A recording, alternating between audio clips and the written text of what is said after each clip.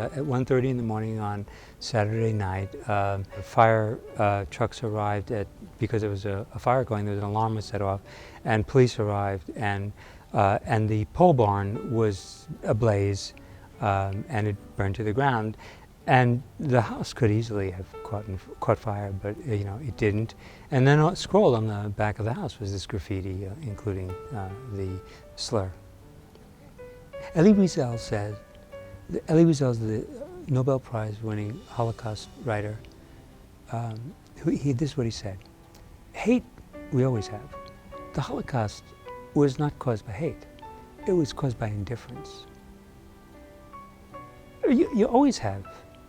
But if people aren't indifferent, if people respond, and that's what I was mainly calling for, some kind of, I don't even know what response, but when it comes to an academic discussion of what happened, you can't avoid the word that was spray painted on the house. To avoid that means that you're turning away from the crime.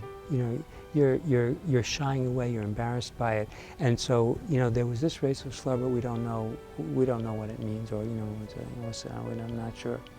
Racism is destructive to communities. It destroys us, and that's what the FBI said. It doesn't matter who committed the crime or for what reason. It was a race-justified crime.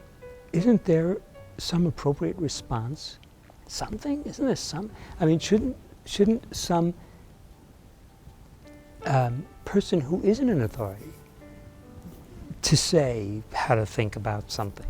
A very simple message that, in my mind, if somebody came to me and said, "Look, I heard what happened, and I just want you to know it was a terrible thing.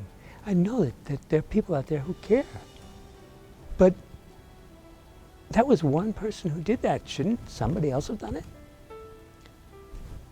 That was what I wanted people to think about. What I was concerned with was the crime of silence. Racial violence is not violence of one race against another. It's racial violence, and we have this wonderful phenomenon happening, which is that statistically, a lot of the new generation really don't care